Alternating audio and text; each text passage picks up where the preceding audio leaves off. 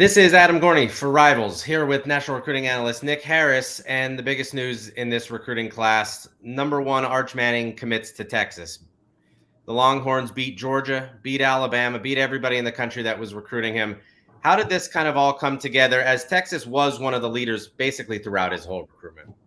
Yeah, absolutely. Like you said, Texas was pretty much leading from the jump. That's what we had been hearing from sources. And, sources in Austin had always felt confident about their chances at getting Arch, so much so that they put all of their chips into recruiting Arch Manning as their sole quarterback target in the 2023 class, which it paid off for him in the end. Steve Sarkisian and quarterbacks coach A.J. Milwee, they were praised by head coach Nelson Stewart at Isidore Newman just by the relationship they were able to build from day one, and then developing that relationship as time went on. And then as official visit season came around, he took his first visit to Georgia, his second to Alabama, and his last one to Texas. And you can kind of see that he was comparing those first two visits to what he wanted to see at Texas, and Texas knocked it out of the park on their official visit to end things off and left a lasting impression. And it ended up in a Texas commitment here now. So yeah, this is big time for Texas. They're going to be able to develop their 2023 class now. I think I've written it many times before here on Rivals.com that their entire 2023 class kind of hinged on the fact that Arch Manning needed to go ahead and jump in the class so that they could build pieces around him. So now they're going to be able to do that, and they're going to be able to catch up on some guys that I think they might be trailing for now. So the Manning name will hopefully be able to help them going forward.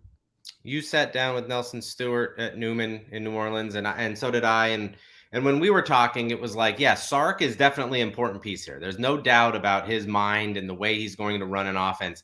But the relationship that A.J. Milwee built with Arch and his family and how important that was really a huge selling point here. How big was that, and how did that kind of get done? Yeah, from day one, whenever Sark and A.J. Milwee arrived in Austin, they initiated contact with Arch Manning and started developing that relationship. And, they made multiple trips down to New Orleans during the open periods, and talked to family members, talked to coaches, everything of the sort. They even recruited his best friend, Will Randall, as a tight end commit, got him into the class during Arch Manning's visit weekend. So just being able to do all of that, it really appealed to Arch and to the Manning family.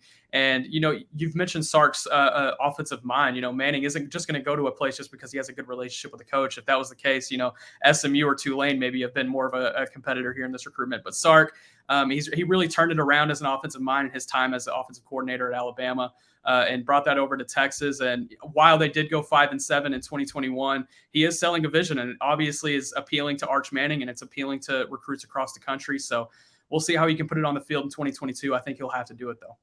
It was interesting because it seemed like Arch wanted to see how Texas played this year. That was going to be a factor in whether it was Georgia or possibly Alabama or Texas. If Texas, came out hot and he really loved the situation. Now it seems like he's either, one, doesn't care if there are struggles early on, or two, is confident that the Longhorns are going to be really, really good.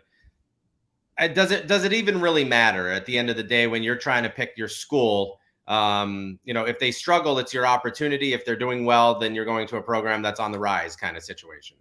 Yeah, I mean, oh boy, would it be interesting if Texas did go 5-7 again, and everyone's talking about Arch flip rumors, even though maybe he even isn't biting into those. But that would be nightmares for us. Let's just say that straight up. But yeah, they're going to have to prove it on the field. And, I think I find it really interesting that Arch did go ahead and commit to Texas before he saw the on-field product, because it obviously was not there last year. So he must have really seen something in the spring and saw something on these official visits that really stood out to him, and, has him believing in Sark and Milwee and the direction of this program going forward. And, that's the whole point of recruiting. And Sark obviously did a good job recruiting that. This is where it gets interesting, because Quinn Ewers did not transfer from Ohio State to Texas to not be the starting quarterback there.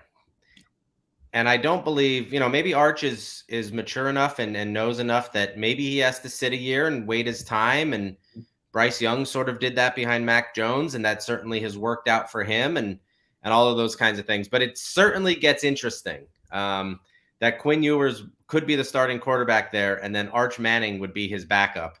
How does that work in Austin? And is that at all sort of a situation that can kind of play itself out and be perfectly fine? Yeah, what a good problem to have Yeah. two number one overall recruits in your quarterback room at the same time. But I think the plan for Arch Manning, even if he went to another school, has always been to develop for 1 year. I truly think he's going to need that 1 year of development at Texas, and that gives Quinn Ewers his third year of eligibility to go ahead and go out in the season and hopefully be able to prove that he can, in Texas's eyes, hopefully be able to prove that he can go ahead and enter the NFL draft after his junior season. But if he's not able to, then that's where it probably gets interesting. If Quinn needs to stay a senior year and then Arch is moving into his sophomore year, I think that's where it would really get interesting. But Quinn Ewers' talent level, I don't see any reason why he shouldn't be ready to hit the NFL draft after his junior season. Yeah. I'm not calling for a conspiracy theory here, but after 3 defensive commitments, Texas has gone running back, wide receiver, 2 tight ends.